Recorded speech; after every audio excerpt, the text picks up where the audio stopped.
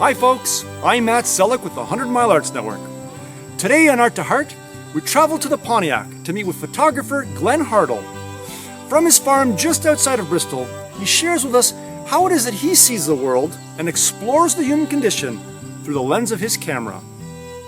Let's meet Glen.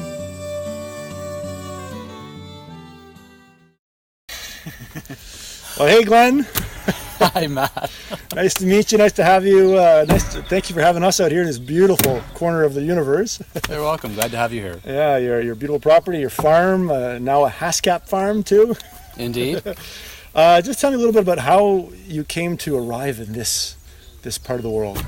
Fair enough. I'd driven through the Pontiac previously, not really knowing that I was driving through something called the Pontiac. Years ago, in 2014, I'd gone golfing. And as one does at the end of a golf tournament, you have a nap. And then I had a glass of wine, opened up the iPad, and I was browsing Facebook. And at the time, Facebook had this little thing on the right-hand side where it was a feed telling you what your friends were doing. And my friend Doug had liked a for sale by owner post. And so I was like, what is Doug up to? So I clicked on it.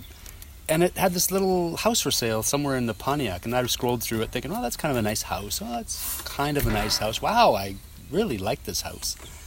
So I went and saw it and bought it, and then had to transition to my new life here in the Pontiac.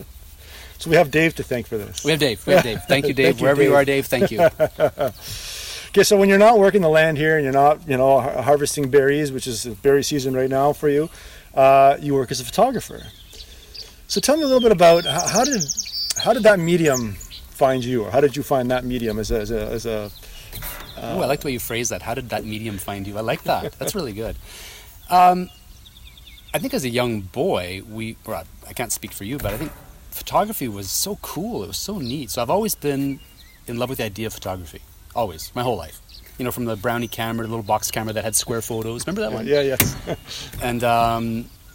And right up to those little wind-up cameras and stuff. But I never really took it seriously. Like serious, until I took a course at Algonquin, which was Introduction to Photography, which was when I was 41, I guess, so 11 years ago now, which finally told me how to take it off off of automatic and put it on manual, right? Because I had this fancy camera, but it was always not automatic. And I always had the crappiest photos. I mean, I would have okay photos, but there'd be blurry this or blurry that, or the wrong thing would be in focus.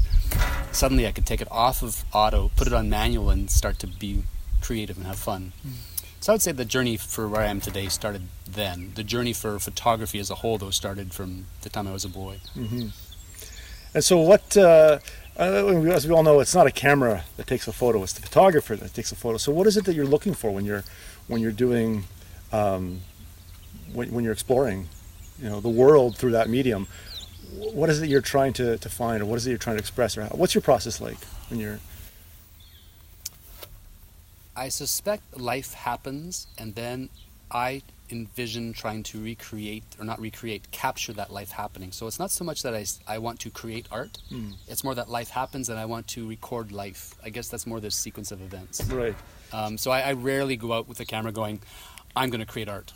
I'm going to take this lilac bush and stand in front of it until I create art. I won't do that. Really. I'll be walking by the lilac bush on my way to feed the chickens, and I'll go, oh, that's so cool, and I'll go get the camera and come back and take a picture. So you're an observer, and you're making a record of these things. That's probably more accurate. Yeah. Okay. Yeah, for sure. Well, what is it like living here? I mean, obviously, someone's environment tends to influence their work. So what is it like? How does that influence your art? Living in this beautiful space. I mean, I can only imagine. You hear the cliche. You hear it everywhere you go nowadays about how. Hi, am I talking too much? Pay attention to me, Pop. That's enough. That time is running away. That we should be focusing on the moment. We should not be rushing through life, etc., etc. That's what this place does for me. Is it really makes it so that I can slow right down.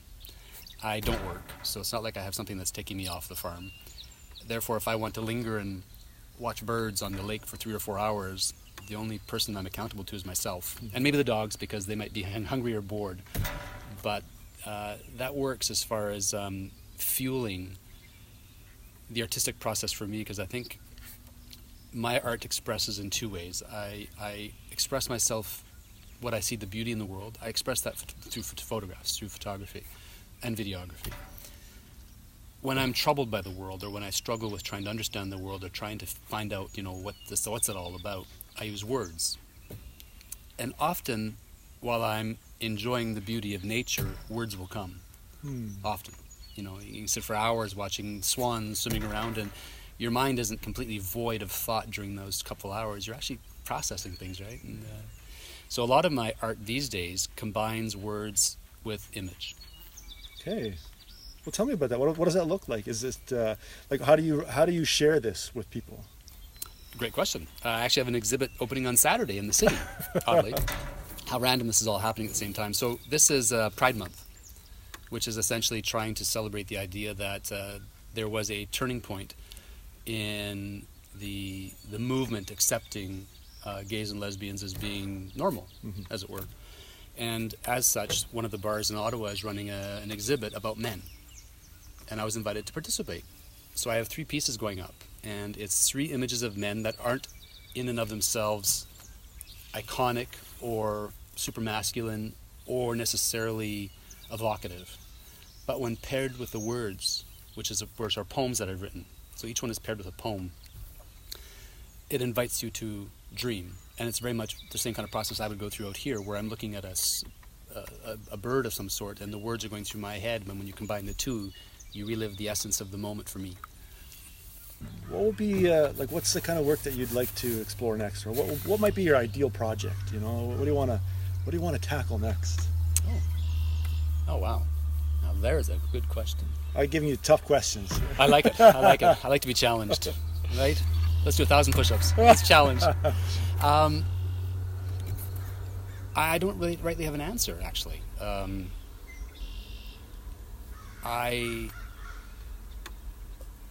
I love photography, but I also acknowledge the limitations in telling a story. And I believe that I'm leaning more towards storytelling right now.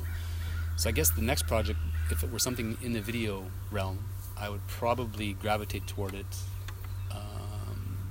with enthusiasm.